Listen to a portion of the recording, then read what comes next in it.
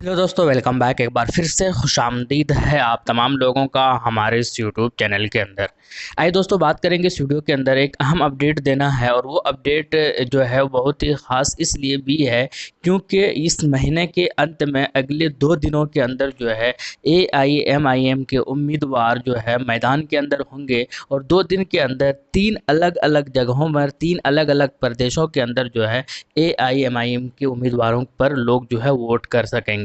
आइए डिटेल से बात करते हैं किन किन जगहों पर चुनाव होगा और कौन कौन से उम्मीदवार मैदान के अंदर है, क्या क्या नाम है विधानसभा का या दूसरी जगहों का। तो आइए इसके बारे में एक एक करके हम लोग देखते हैं। सबसे पहले हम चलते हैं बंगाल के अंदर 8 चरणों के अंदर वोटिंग होना था, और उन 8 में से 7 चरणों का जो वोटिंग है वो मुकम्मल हो चुका है। यानी कि कुल मिलाकर जो है 8वां चरण जो है वो बचा हुआ है। 7 चरणों के अंदर AIMIM को उम्मीदवार 2 चरण के अंदर थे अब तक जिनके ऊपर वोटिंग कर सके हैं वहाँ के लोग। एक छठा चरण के अंदर एक उम्मीदवार था मैदान के अंदर, और दूसरे चरण के अंदर जो है 4 उम्मीदवार थे। हाँ, 4 उम्मीदवार थे मैदान के अंदर। अब जो लास्ट चरण यानी कि कल होने वाला 29 अप्रैल है, वहाँ बंगाल के अंदर 8वां चरण होने वाला है, और ये लास्ट चरण है इस चुनाव का, पूरे चुनाव का। 27 मार्च से जो है ये चुनाव स्टार्ट हुआ था, आगाज़ हुआ था, और इस आखिरी चरण के अंदर जो कि कल यानी कि 29 अप्रैल को होने वाला है,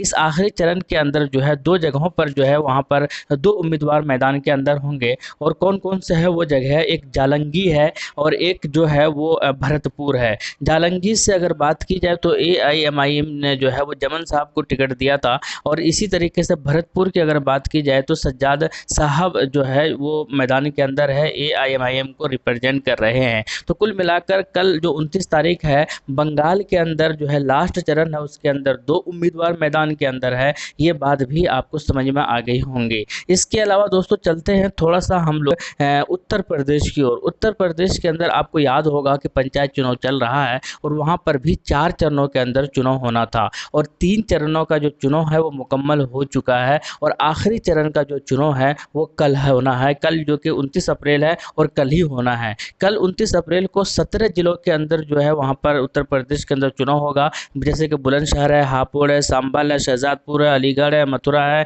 इस तरीके से बांदा है, कौशाम्बी है, सीतापुर है, अंबेडकर नगर है, बहराइच है, बस्ती है, कुशीनगर है, गाजीपुर है, सोनभद्र है, मऊ है। तो इन सारे जगहों पर जो कि 17 जिला है, इन 17 जिलों के अंदर जो है कल पंचायत चुनाव होगा, और आखिरी चरण का जो चुनाव बचा हुआ है वो जो कल होने वाला है, कल 29 अप्रैल को। तो कुल मिलाकर इस पंचायत चुनाव भी इसलिए इम्पोर्टेंट है सारी पार्टियों के लिए क्योंकि एक तरीके का ट्रेलर माना जा रहा है, तैयारी मानी जा रही है कि किस तरीके से तैयारी कर रहे हैं हम लोग, और हमारी जो तैयारी है वो किस डायरेक्शन में जा रही है अगले साल होने वाले विधानसभा को नज़रिए में रखते हुए। तो कुल मिलाकर कल यहाँ पर जो है MIM भी मैदान के अंदर है, और इनके जो गठबंधन है 2000 उम्मीदवारों को मैदान के अंदर उतारे हैं सारे पंचायत चुनाव, पूरे के पूरे यूपी पंचायत चुनाव के अंदर। अब ये देखना है कि कितने पंचायत चुनाव पर या कितने सीटों पर AIMIM की पार्टी और उसके गठबंधन कितने सीटों पर जीत हासिल कर पाते हैं। इसके अलावा इसका जो रिजल्ट है वो 2 मई को ही आएगा, ठीक उसी तरीके से जो कि बाकी विधानसभा चुनाव का जो रिजल्ट आ रहा है। इसके अलावा तीसरा जो चुनाव होने वाला है दोस्तों, वो होने वाला है तेलंगाना के अंदर। तेलंगाना के सिटीपेट के अंदर जो है AIMIM के सदर बैरिस्टर असदुद्दीन ओवैसी अब 2 दिन पहले वहाँ पर सभा किया था, और इन्होंने साफ तौर पर कहा है कि हम चुनाव लड़ रहे हैं सिटीपेट के अंदर, और 5 सीटों पर जो है वो चुनाव लड़ने का उन्होंने फैसला भी, घोषणा भी किया था। जैसे कि वार्ड नंबर 19 के अंदर, वार्ड नंबर 20 के अंदर, वार्ड नंबर 29 के अंदर, वार्ड नंबर 30 के अंदर, वार्ड नंबर 21 के अंदर, और इन सब के उम्मीदवारों की घोषणा भी किया था, जैसे शेख अब्दुल नसीर साहब, सुल्ताना, रेहाना साहिबा, इस तरीके के उम्मीदवारों का घोषणा भी किया था बैरिस्टर असदुद्दीन ओवैसी साहब ने। तो यहाँ पर जो चुनाव वो वहाँ पर कल नहीं बल्कि परसों चुनाव होने वाला है, यानी 30 तारीख को, 30 अप्रैल को चुनाव होगा। हालांकि पूरे अगर तेलंगाना के वार्ड चुनाव की अगर बात की जाए तो 2 दिन चुनाव है, 31 को और एक को, यानी कि 31 अप्रैल को और 1 मई को चुनाव होना, और इसका जो रिजल्ट है उसका जो काउंटिंग है वो 2 को नहीं, वो 3 मई को आ रहा है। तो कुल मिलाकर 2 और 3 मई ऐसा है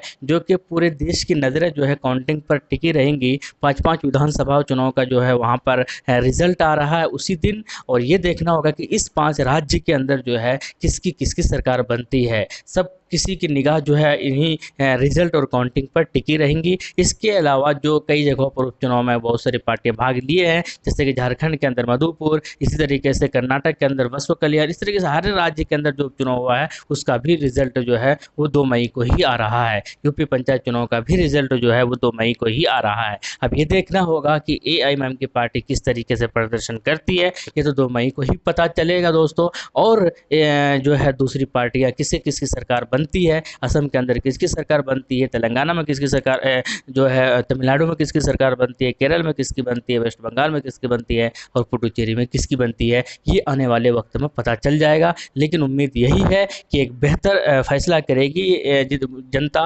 क्योंकि कोरोना के महामारी के अंदर बहुत सारी पार्टियों ने बहुत बड़ी बड़ी गलती की है और लोग जो है, जनता जो है, शायद उस गलतियों को सबक ज़रूर सिखाएंगे जिन जिन पार्टियों ने गलतियां की है। उम्मीद यही है कि बेहतर रिजल्ट और बेहतर परिणाम हो। आप क्या कहते हैं कमेंट सेक्शन में ज़रूर बताइएगा। मिलते हैं नेक्स्ट वीडियो में। Thank you. जय हिंद, लव यू।